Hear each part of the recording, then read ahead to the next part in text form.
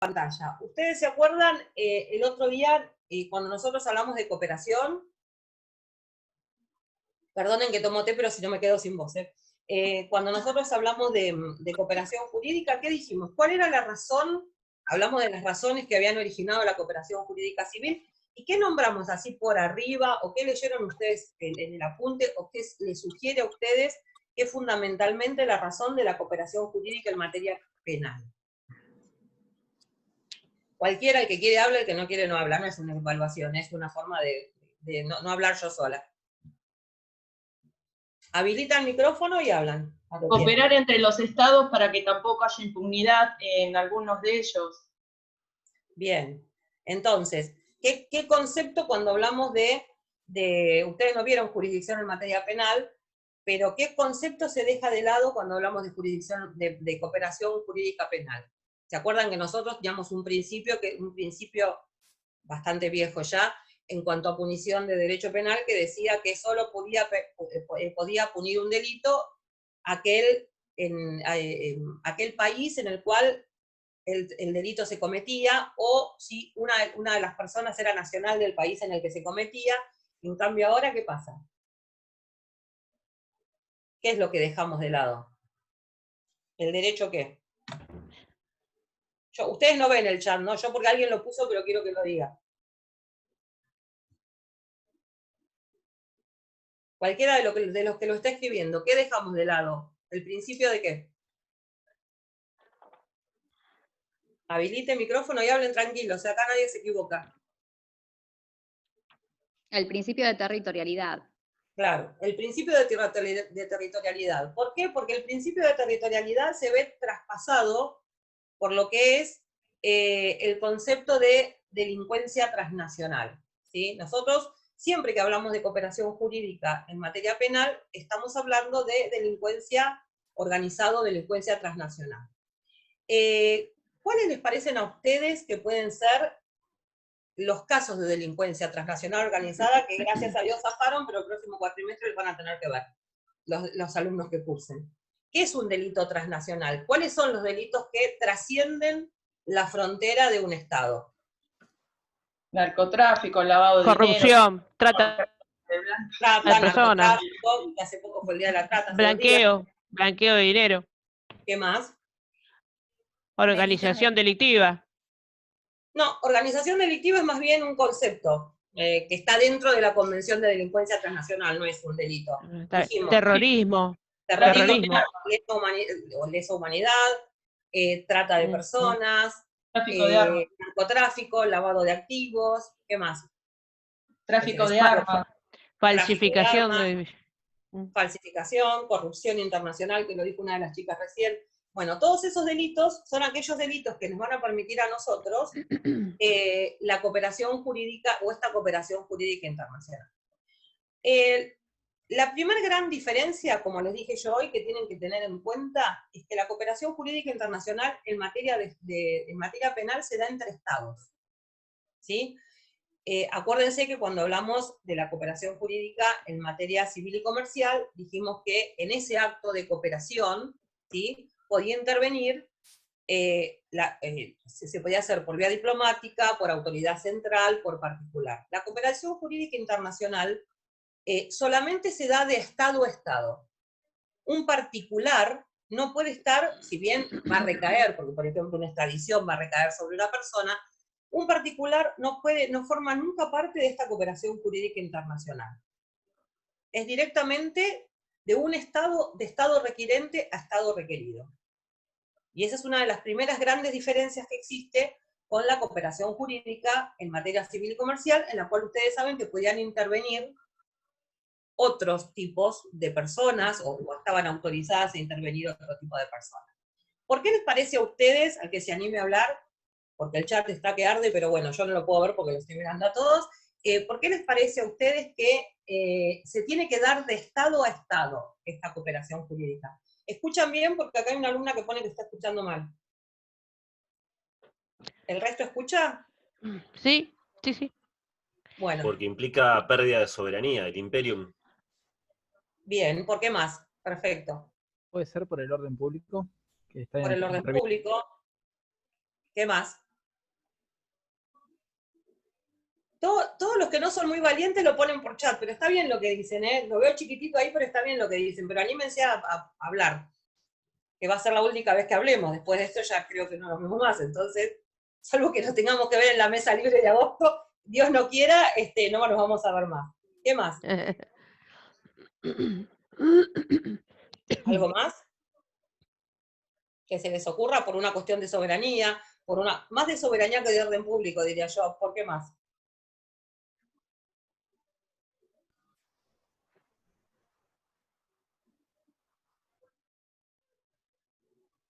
Una cuestión de soberanía o de seguridad nacional, puso alguien en el chat que no se animó a abrir la boca. ¿Por alguna otra razón se les ocurre? Por todas, juntas. Comparto un chiquitito, yo después, me olvidé el otro día, no me olvidé, en realidad faltaba para subir el PowerPoint. Compartimos un segundito, a ver si, esperen, porque yo en esta soy medio... ¿Ustedes ven la pantalla ahí? No. No. Por ahora no. A ver, si yo...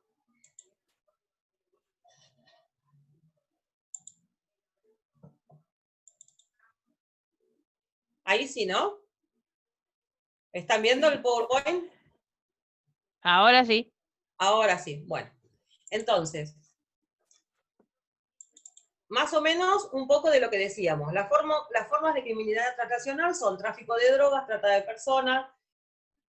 Ustedes vieron que, bueno, no sé, yo no me acuerdo si se los mandé dentro de lo que era la Convención de Delincuencia Transnacional, o se los borré para indicarles que no tenía que leerlo.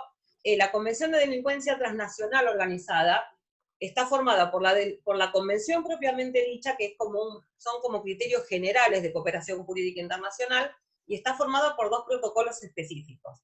Un protocolo es el protocolo de trata, yo me parece que no lo subí en el campus para que no se confundieran. Y otro protocolo que es importante, que ya no lo van a ver, pero es importante el día de mañana, aunque sea para que lo lean, porque es un tema que está bastante en discusión, los derechos de los inmigrantes, es el de tráfico ilícito de inmigrantes, ¿sí? Que no es lo mismo que la trata. Acá tenemos tráfico de armas de fuego, tráfico de recursos naturales, venta de medicamentos adulterados, y lo que nos olvidamos todos, yo también, que fue la ciberdelincuencia. En este PowerPoint más o menos tienen cuáles son las razones y los fundamentos de esta cooperación jurídica internacional. Acá hablamos del principio de territorialidad, de varias de las cosas que ya dialogamos. Y acá tienen, en cuanto a lo que hace, a lo que es instrumentos o fuentes, en las cuales podemos encontrar la base de la cooperación jurídica internacional. Están los convenios multilaterales, regionales. Ustedes van a ver que en Mercosur hay un convenio, no lo vamos a ver nosotros, hay un convenio de cooperación en materia penal. Los bilaterales son los que más deben haber visto ustedes, y instrumentos informales que son la Red Europea Judicial, la Red de Cooperación Internacional, la Red de Trata de Personas. Son otro tipo de instrumentos que ustedes pueden ver si algún día les interesa o les toca resolver acerca de la cooperación jurídica. Entonces, ahora sí. ¿Qué es la cooperación jurídica en materia penal? Es un conjunto de actos de naturaleza jurisdiccional, diplomática o administrativa que involucra a 2 estados y por los cuales se persigue o se trata de perseguir un hecho delictivo que se realiza en un estado pero puede tener consecuencias en otro. ¿Sí? Eso es más o menos. Después el Power en un rato se sube, ¿sí? Si bien nosotros la otra vez hablamos de que en parte de los instrumentos de cooperación jurídica internacional encontrábamos fundamentos, como por ejemplo el caso de las videoconferencias, que hablamos en la primera clase, en la Haya, en la Convención de Obtención de Pruebas. Es esta Convención de Delincuencia Transnacional la que nos va a marcar a nosotros cuál es el ámbito de cooperación. La convención ustedes seguramente la han escuchado nombrar en el Penal 2 como el Protocolo de Palermo. ¿Sí? La Convención de Delincuencia Transnacional Organizada, por si hay alguna pregunta, se los digo por si acaso porque no me acuerdo, es también conocida como el Protocolo de Palermo. ¿Qué hace? No nos obliga a crear leyes en función del protocolo, sino que indica pautas mínimas, acuérdense, no máximas, pautas mínimas de cooperación jurídica internacional. ¿Qué es lo que mínimamente deberían hacer los estados para prevenir todo ese tipo de delitos que se encuentran previstos en la convención? Entonces, la Convención de Delincuencia Transnacional Organizada es una convención de mínima y no de máxima. Eso les tiene que quedar clarísimo. Son los mínimos requisitos que deben cumplir los estados para realizar todo este tipo de cooperación en materia de los delitos que la convención prevé. Ojo con eso. Cuando la convención habla de extradición, habla de producto del decomiso, habla de asistencia recíproca, o asistencia judicial recíproca, cooperación jurídica, como el nombre que le quieran dar cualquiera de los sinónimos, está hablando de los delitos previstos dentro de la convención. Trata, por ejemplo, en el protocolo, tráfico de inmigrantes, ¿sí? Ustedes van a ver que está el narcotráfico también previsto en la convención. Entonces, yo no puedo usar el marco de la convención, por ejemplo, para cualquier tipo de extradición, que es una de las formas de cooperación que la convención prevé. Recuerden que por principio general, lo digo porque tuve una pregunta en el chat de una alumna que me decía, ¿qué pasa si me piden la extradición de un delito que para mí, para mí República Argentina, o de por un hecho que para mí no constituye delito? La base de la extradición son los tratados bilaterales. Si no hay tratado bilateral, no hay extradición, ¿sí? No la concedo, la extradición.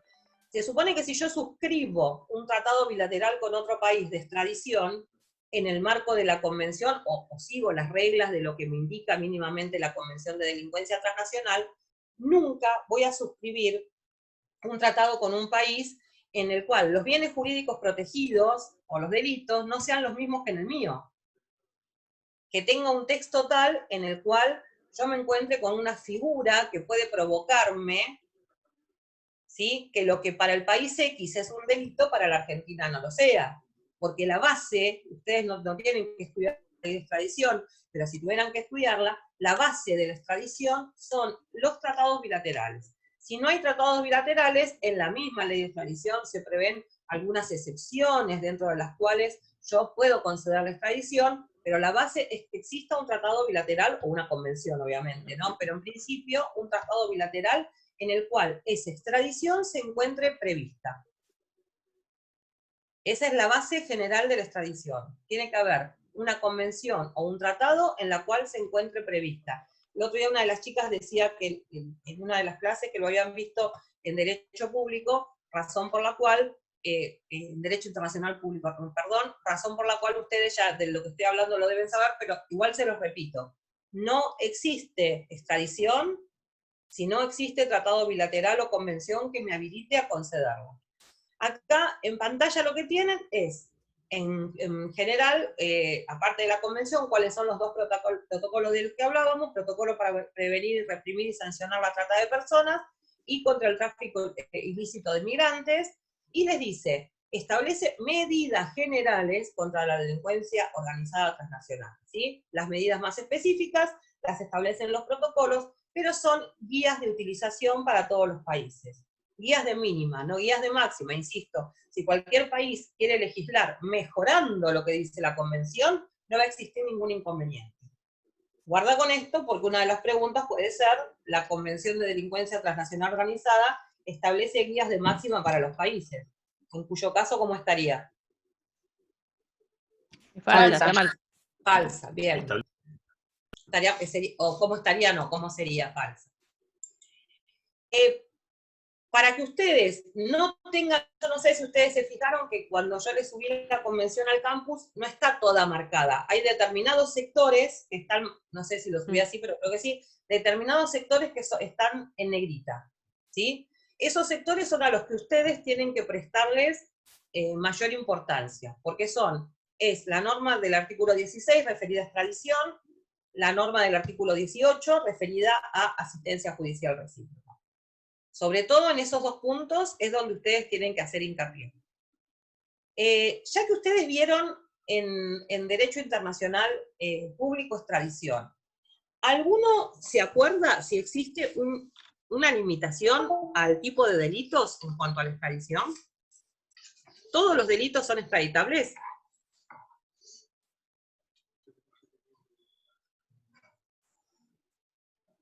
¿Alguno sabe eso? ¿Me están escuchando, no? Sí.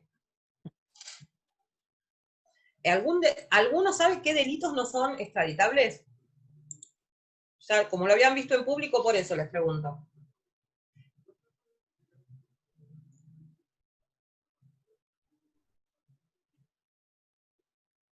¿Cuáles les parece que pueden no ser extraditables? Los que tengan qué origen. Los delitos políticos, por ejemplo. Los delitos políticos.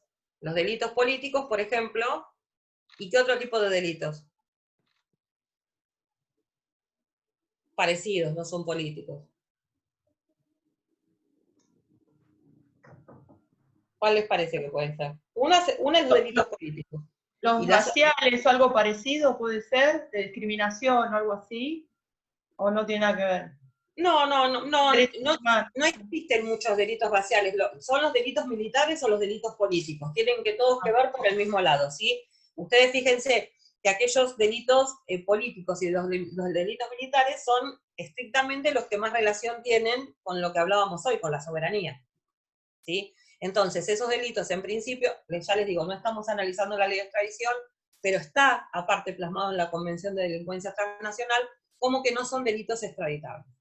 ¿Qué es la extradición? Acá está en el cuadro. Es un procedimiento formal basado en tratados que tienen por objetivo el retorno o la entrega de fugitivos a la jurisdicción en la que son buscados. ¿Sí? Hace muchísimos años podía concederse una primera teoría, decía que la extradición podía concederse en función de los principios de reciprocidad internacional. ¿Sí? Actualmente no. Actualmente, si no existe más el gesto de atención, la buena voluntad, si no hay tratado, no hay extradición, ¿sí?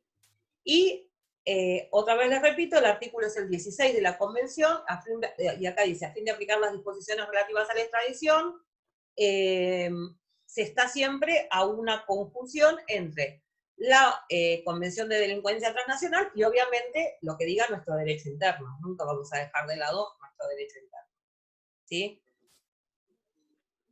La extradición no tiene niveles de cooperación, que eso es lo que en un momento en el chat me dijeron que repita. No es como la cooperación jurídica en materia de asistencia judicial en materia penal o asistencia en materia civil y comercial, no tiene niveles. O sea, yo no tengo un nivel 1 de extradición, de grado de cooperación, un nivel 2 y un nivel 3, ¿sí? No existen niveles de cooperación en materia de extradición. La extradición es un pedido de un Estado a otro Estado, en el cual, insisto, no participan los particulares. Y en el ámbito de la Convención es un pedido de Estado a Estado que se hace únicamente a través de la autoridad central. ¿Sí? Acá ya no existe la vía particular. En alguna parte la Convención daría la sensación de que habla de la vía diplomática, pero en principio en materia penal se hace de autoridad central a autoridad central. Porque lo más importante, o lo que está tratando de protegerse, son cuestiones más importantes que en lo que es la jurisdicción en materia civil y comercial. Ustedes vieron en el apunte, y nosotros lo tenemos acá, en el sistema interamericano está lo que se llama la red. La red es un sistema que, como ustedes vieron, consta de 3 componentes, un componente público, uno privado y uno de comunicaciones electrónicas, en los cuales cada uno de los componentes va a abarcar y va a brindar información acerca de determinadas características dentro de este proceso de extradición. El público, como dice acá, brinda información jurídica relacionada con la asistencia mutua en materia penal y extradición. El privado ya tiene un distinto grado de complejidad, porque ya acá para la asistencia se informa dónde está una persona, dónde se la puede encontrar, o sea, tiene un grado de privacidad mayor, y el sistema de comunicaciones electrónicas, que es cómo se genera todo este tipo de información, que es algo así como cuando hablábamos de la comunicación judicial y demás, es electrónica, es más avanzada, es por vía, todo por vía de mail, de intercambio de mail y demás, y ustedes lo que tienen que tener en cuenta que dentro de este sistema de cooperación en materia de extradición o en materia de delitos transnacionales, se está tratando de utilizar a instancias de la resolución de la Corte Suprema, la resolución 2 de la Corte Suprema de Justicia de la Nación, lo que es videoconferencia. Sobre todo porque en el caso de los delitos transnacionales, nosotros nos vamos a encontrar con que es mucho más fácil tomar una declaración y demás a una persona que está afuera por videoconferencia que traerla por el gasto que eso implica, ¿sí? A traerla a declarar en el país. La videoconferencia es un sistema que se utiliza mucho en el caso de trata de personas. Ustedes saben que en el caso de trata de personas, cuando nosotros nos encontramos ante un caso de tratas, en lo que hace a la protección del derecho a las víctimas, una de las consecuencias de la protección del derecho a la víctima de trata es que la víctima de trata puede inmediatamente, si no es de la Argentina, pedir la repatriación a su país, ¿sí? Pedir que se la devuelva cuando vino engañada porque le dijeron que venía de Paraguay, que iba a tener trabajo, que iba a tener un trabajo digno, y terminó siendo o encuadrándose el trabajo que tenía o en un delito como el de trata. Esa persona puede pedirle al juez la inmediata repatriación, y entonces, en el caso, por ejemplo, de tratas, ante esa repatriación, lo que nosotros hacemos es utilizar, para evitar la revictimización, todo lo que son las videoconferencias, ¿sí? En el marco de una acordada de la Corte que está desarrollándose, que supuestamente pretende que todos los juzgados en algún momento tengan los elementos necesarios para, en un caso de esto, sobre todo los juzgados federales, que son los que parecería que en principio intervienen, si bien puede haber casos de trata en provincia, la Corte lo que dice es que tienen que tener todos los elementos que el Estado, dentro de las políticas públicas, tendría que brindarle todos los elementos para poder hacer este tipo de videoconferencias y permitir que aquella víctima de tratas declare desde su lugar de origen, ¿sí? No tener que trasladar a la víctima a que venga a declarar en el caso de que sea necesario a la Argentina. El otro tema que nosotros tenemos más importante en la Convención es el de asistencia judicial recíproca. Ya cuando nos encontramos en la asistencia judicial recíproca, acá sí ya vamos a tener los mismos niveles de cooperación que teníamos en materia civil y comercial. Los niveles de cooperación van a ser 3, como hablamos en la otra clase, y por eso se habla de que los instrumentos de asistencia permiten a las autoridades obtener pruebas, permiten el intercambio de información. Ustedes no vamos a estudiar lo que es la Interpol, porque ustedes, bueno, lo deben, aparte de verlo en las películas, alguna idea debe tener, pero en todo lo que hace a las investigaciones de delitos transnacionales, tiene vital importancia para nosotros la intervención de la Interpol, ¿sí?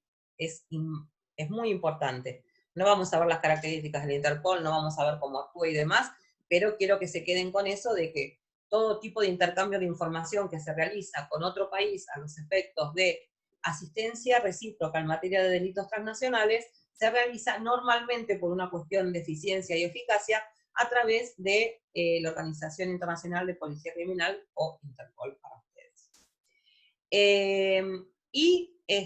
Existen otros organismos que pueden intervenir en lo que es la asistencia judicial.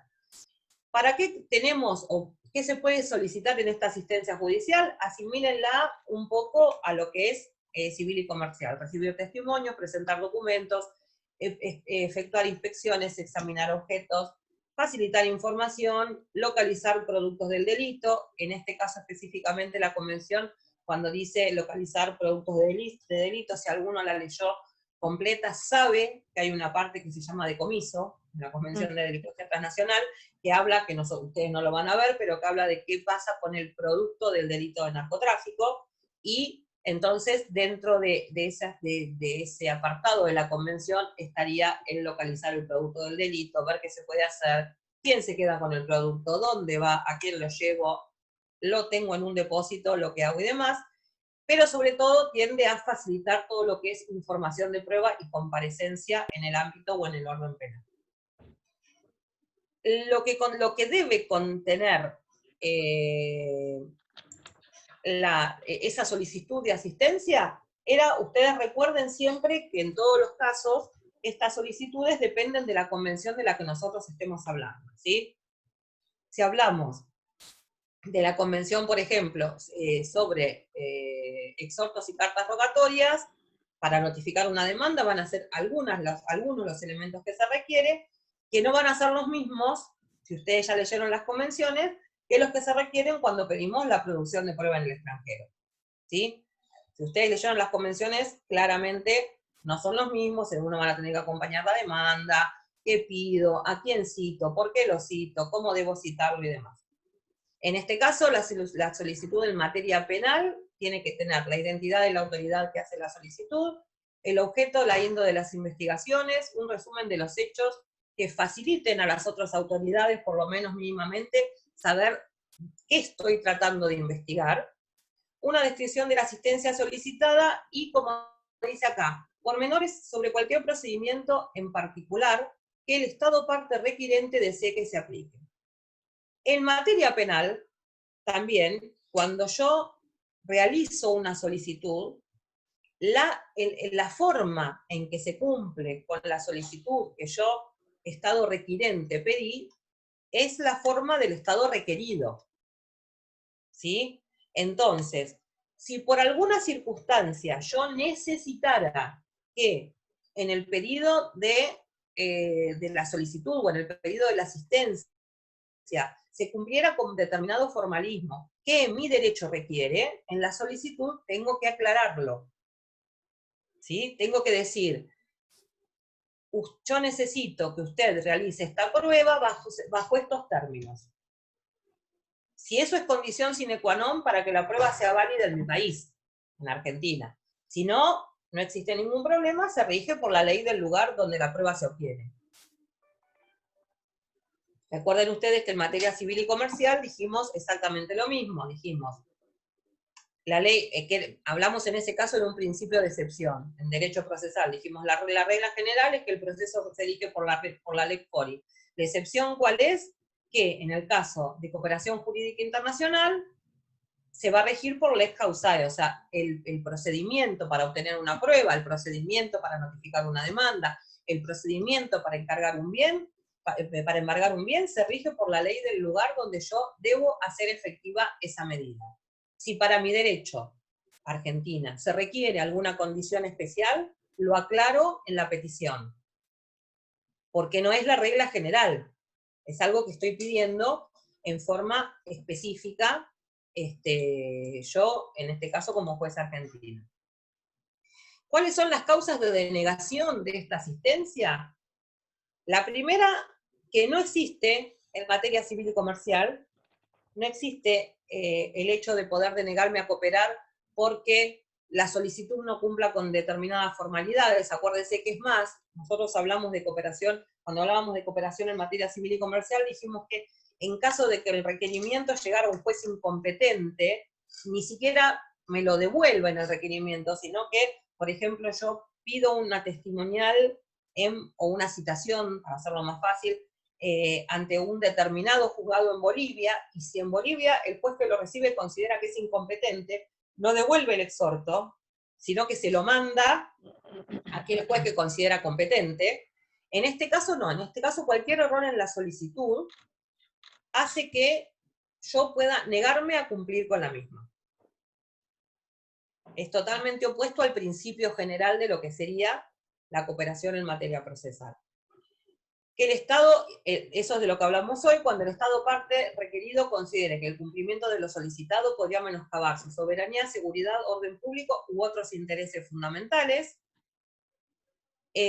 cuando el derecho interno de un Estado prohíba a sus autoridades actuar de la forma solicitada por el Estado requirente y no existiera un procedimiento análogo en ese Estado, cuando sea contrario a lo cuando el pedido de asistencia judicial sea contrario al ordenamiento jurídico del Estado requerido. O sea, cuando haya un Estado que no tenga prevista directamente, que casi no hay, pero vamos a suponer que lo hubiera, que no tenga prevista la posibilidad de acceder a la cooperación jurídica internacional, que directamente todavía esté en una etapa en la cual la cooperación jurídica en materia penal no exista, ¿sí?